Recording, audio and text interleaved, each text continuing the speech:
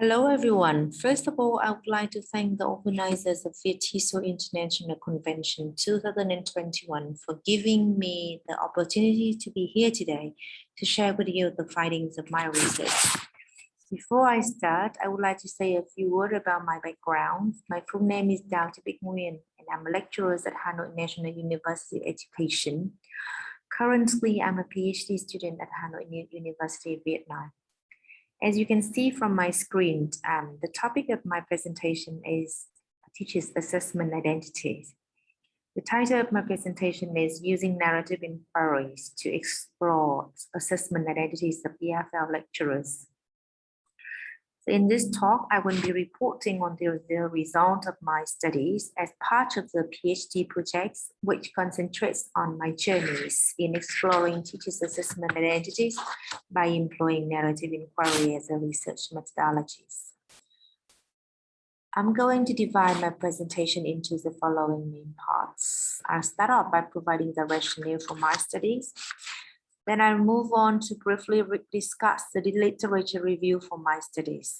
Next, I will be describing in details my research designs, which includes the instruments for collecting data, as well as methods for data analysis. And finally, I would like to wrap up with the results of the studies, follow up with some more discussions of the major findings, as well as suggestions for further studies and research. The presentation is going to last approximately 30 minutes. So first of all, let me give you the rationale for my studies. My intention in conducting this research stems from the following principal reasons. First of all, recent literature has shown a shift in the belief about the role of teachers away from the traditional notion of teachers with predefined professional standards to a more holistic approach emphasizing teachers' own meaning-making process with multi-layer context, non-linear identity development. Secondly, current research and surveys on teachers' self-belief about assessment literacy do not take into account the complexities of teachers' experiences in assessment. In other words, while the role of the teachers as an assessor goes beyond existing scales and conceptualization of assessment literacy, previous research and scale have paid limited attention to teachers' assessment identity. Another rationale for my study stems from personal interest and experience as a language teacher and language trainer as well. During the time of working as a language teacher and teacher trainer, I have come to realize that teachers do not simply perform their classroom practices, including assessment practices as a cognitive being, rather they are social being. Because inside the classroom, they they interact with the learners and they develop certain set of relationship with the learner, and together they construct socio-cultural world in which they live their teacher's life. Outside the classroom, the teachers engage with other teachers, learners, and administrators in their field. And even further afield, they are members of many other communities, personal, professional, global, and local. And even one teacher has his own past, present, and future visions. And therefore, the teachers should be perceived as a thinking and social people. And they are not simply just the implementer of a syllabus or the instructor of a linguistic skill like a robot in the factories.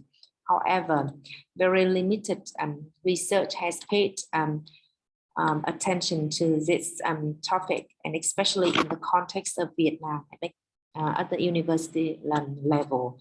And therefore, I have decided to conduct the studies into this topic. Now let's move on with some discussion of the literature review.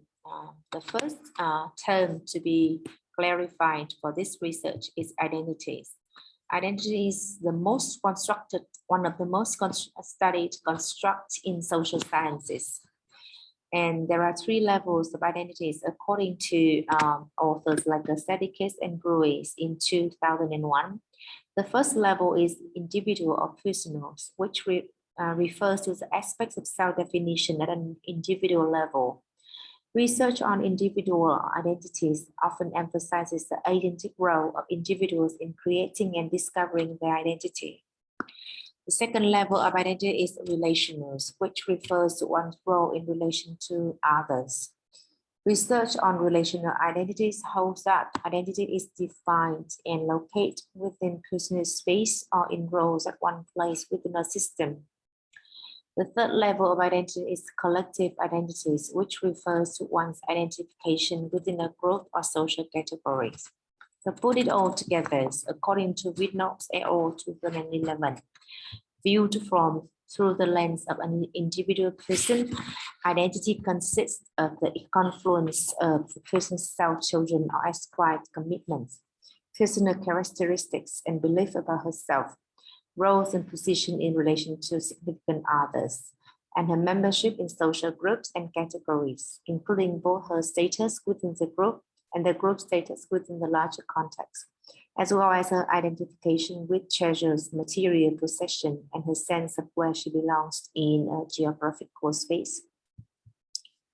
The second term to be defined is teachers' identities. Teachers' identity plays a central role in understanding the instructional practices, motivation to teach, personal and professional well-being, teaching's effectiveness, career decision-making. According to the postmodern views, teachers' identity includes three characteristics, which are multiplicity, discontinuities, and social natures. So multiplicities means that the teacher's identity involves different sub-identities. The discontinuity natures of teachers' identities means that the formation of teachers' identities is an ongoing process of construction. Identities here, or teacher's identity is a fluid and shifts from one moment to another moment and from one context to another context. And therefore, teacher's identity is dynamic and discontinuous. The social natures of teachers' identities means that the teacher's identity's formation is influenced by contextual factors in the workplace, and therefore teachers' identities can be shaped and reshaped.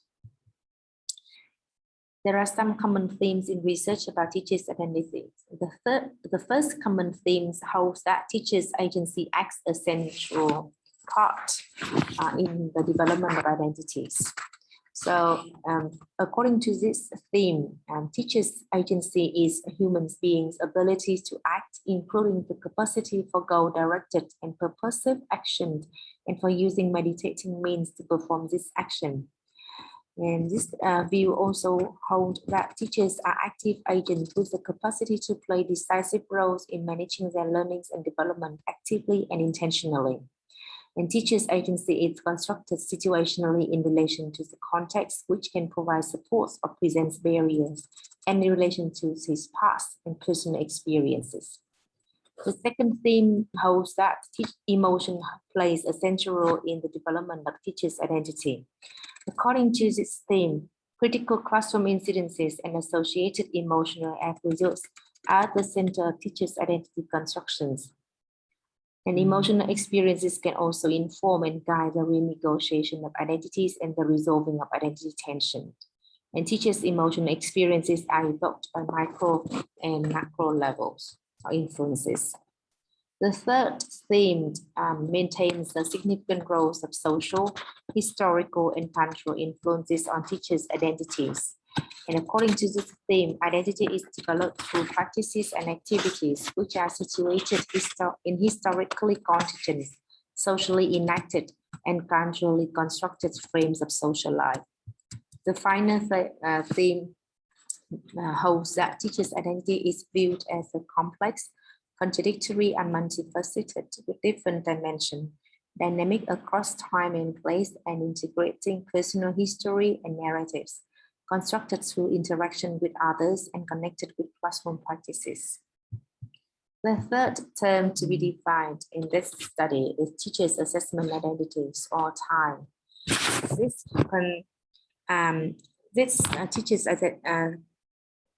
This concept was first introduced by RD in 2013 when she examined the process of time development when 50 middle school teachers in various schools in Queensland, Australia, participated in an online discussion. The perception of teachers, and according to RD. Teachers' assessment identity is the perception that teachers have of themselves as assessors. According to this, the formation of teachers' assessment identity is an important process in developing teachers' assessment literacies. And in 2016, Sue and Brown proposed a diagram, a framework of teachers' assessment literacy in practice. And according to these two authors, with an assessor's identities, teachers may reflect on their practices, reconsider alternative ways of practice, relearn and unlearn assessment knowledge, try new assessment approaches or strategies, scrutinize their conception of assessment, and eventually calibrate or change their assessment practices to facilitate students' learning. On the next slide is the pyramid, the framework by Sue and Brown 2016. The teacher's assessment literacy in practice framework is visualized as a pyramid with 6 interrelated components. From the bottom to the top, respectively, they are the knowledge base, teachers' conception of assessment, institutional and socio-cultural context, teachers' assessment literacy in practice, teachers' learning, and teachers' assessment identities reconstructions as assessors. The 6 components within the framework are interrelated, and the framework is cyclical in nature because the changes in one component are contingent upon changes in another.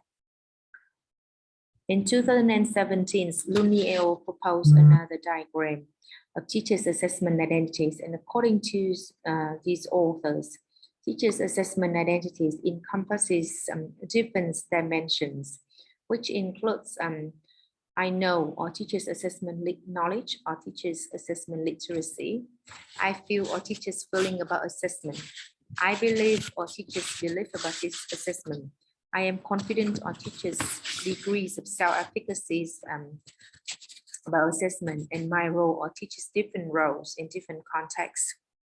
So there are 2 major differences between Sue and Brown's framework of teachers' assessment literacy in practice and Looney et al. Time model. The first difference is that while the pyramid shape suggests a hierarchy between different dimensions, the latter's 5-circle framework implies the unpredictability as one or some dimension might become more important in a particular case or in a particular context.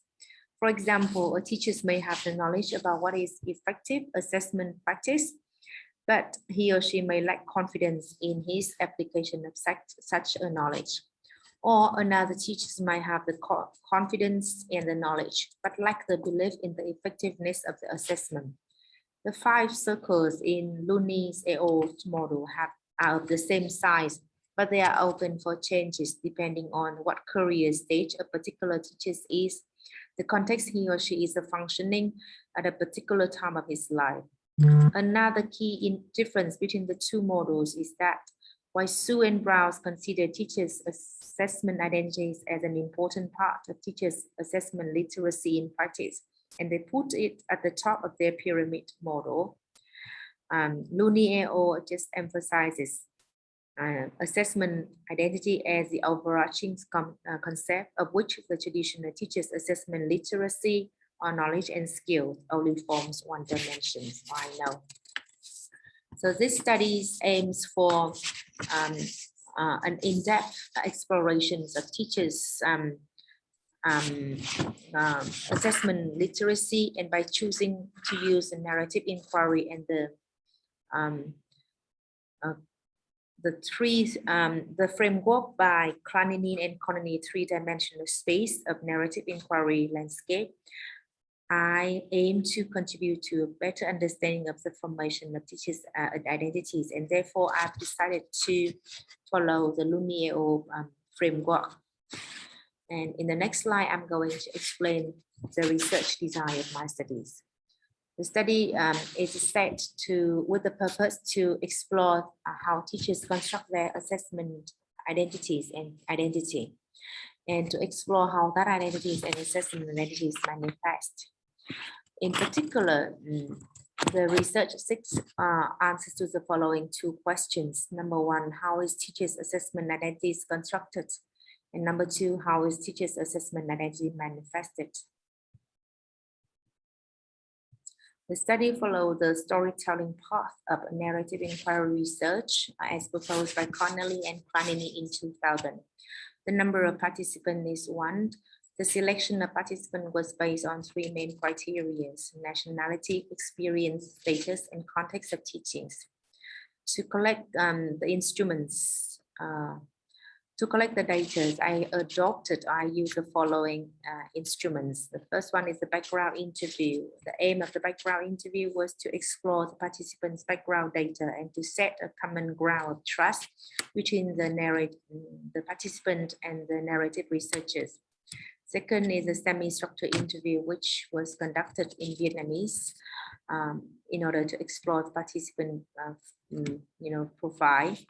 And after the semi-structured interviews comes the narrative interview conducted in the form of the Tree of Life activities, and which allows the participant and the narrative researchers to reflect on all different aspects of their identities, including their past, future goals, strengths, challenges, and support system available to them.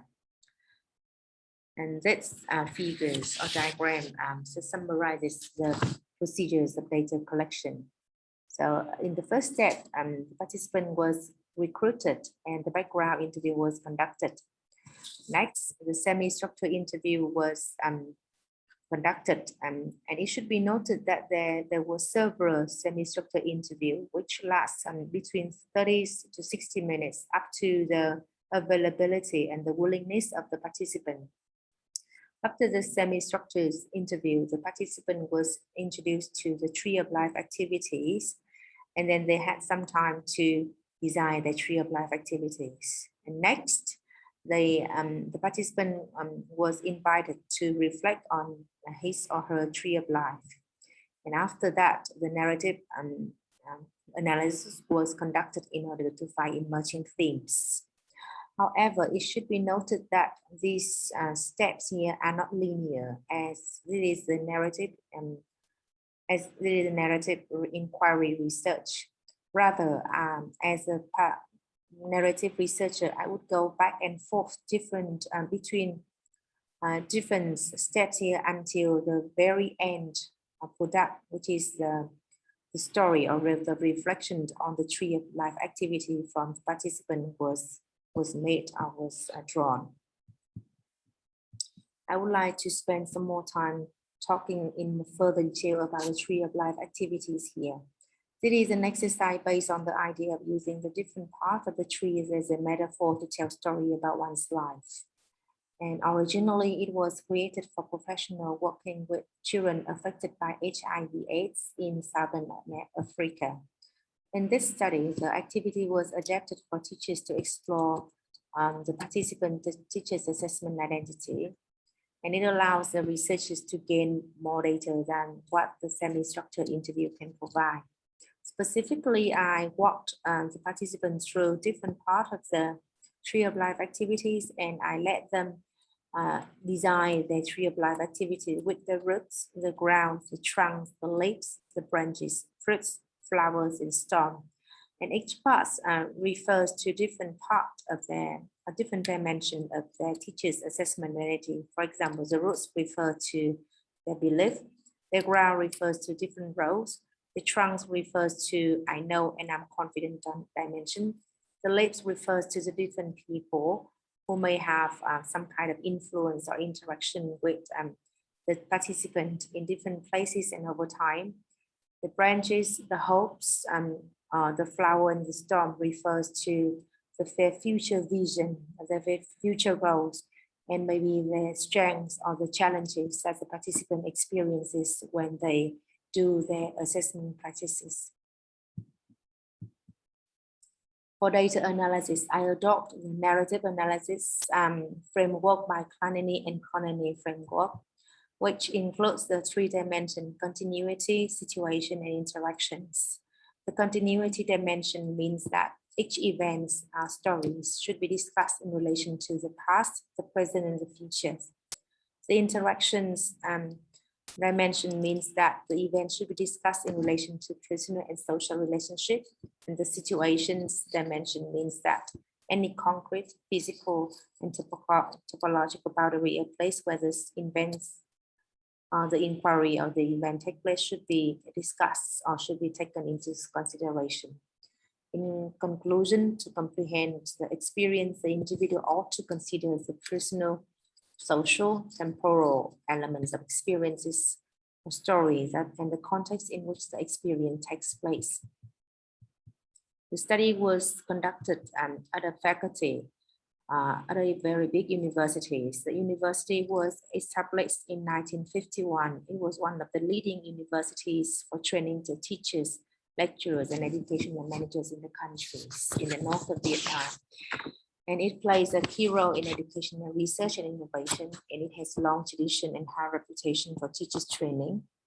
The faculty, however, was rather new. It was just established in 2003, and it has been in operation for about 20 years.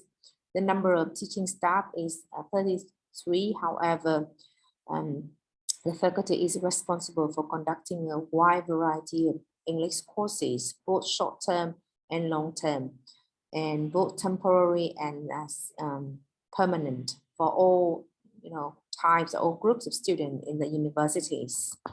And therefore, it means that the staff of the faculty usually have to cover very huge teaching workload, large class size, and frequent working trips, which means that they have rather little time for professional development and pursuit. The participant for this research is pseudonym here, also referred here to as Mrs. Black for anonymity. She was a middle-aged university lecturer with 20 years of teaching experience. She joined the faculty in 2003, and since then she has been working in the Language Proficiency Development Division, where she currently teaches academics English. And in addition, she occasionally delivers the teaching methodologies and language and testing assessment for undergraduate students for the ALT division of the university. She is also an item writer. She writes the test items for a variety of tests under the contract with the universities and with the MOET. For educational background, Mrs. Black did her graduate and master degree at a university in Vietnam. And in addition, she also gained certificate for professional training in ALT and assessment overseas, but these are all short courses. She is also the head of the Language Proficiency Development Division. So some of the different roles that she assumed are English language teachers and trainer, senior managers, item writers, and raters. But it should be noted that these are just her main working contexts, because she also has private training classes, and she runs her own individual or private classes at home as well. So in this slide, I'm going to present the results according to the three dimensions as proposed by Kamini and Cornelia. So from the temporality dimension, it has been found that Mrs. Black's assessment identities was influenced profoundly by her educational experience. Secondly, her assessment identities has shifted and evolved over time according to different working contexts and according to different roles in different contexts. And also her assessment identity has changed over time as she experienced different critical incidents in her personal and professional life. From the sociality dimension, it has been found that Mrs. Black's construction of assessment identity is under the influence of a number of important people, including herself, her IL instructors, her mentor, and colleagues. From the dimension of the interactions, it has been found that Mrs. Black's assessment identity shifts and changes according to different contexts, and this agrees with the growing body of literature spanning multiple disciplines, pointing to the salience of place or situation as an active contribution to identity development. So from the results of Mrs. Black, I have found some of the emerging themes here. The theme number 1, teachers' assessment identities are as an integral part of teachers' identities is evolving and flexible or fluid according to different working contexts and in different interaction with different people. Theme number 2, the teachers' assessment identities is an integrated part of teachers' identities. And depending on different stages of the participant teaching's career and the places of their teaching practices, for example, whether it is at the main workplace, at the private teaching session, or the test venues, the assessment identity might work again or support the teaching's identity. Theme number 3, the participant reported both positive and negative assessment-related critical incidences, although the number of negative incidences are more than the positive one, of which the positive incidents have to foster positive self-image with the teachers believing in the value of assessment and teach them to reflect and especially formative assessment. Whereas the negative incidences were mostly related to institution-related constraints, and these negative incidents diminished teachers' sense of agency, motivation, efficacy, and job satisfaction.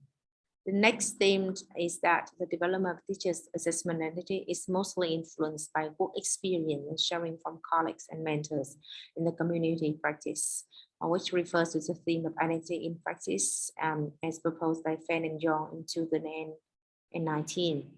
Mrs. Bragg has shared with me that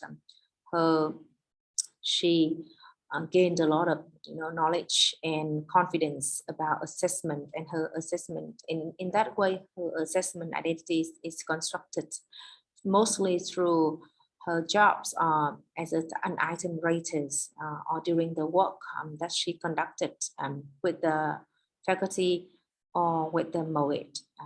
And meanwhile, she had very, very little impressions about teachers, about assessment courses at university level or even at the master level.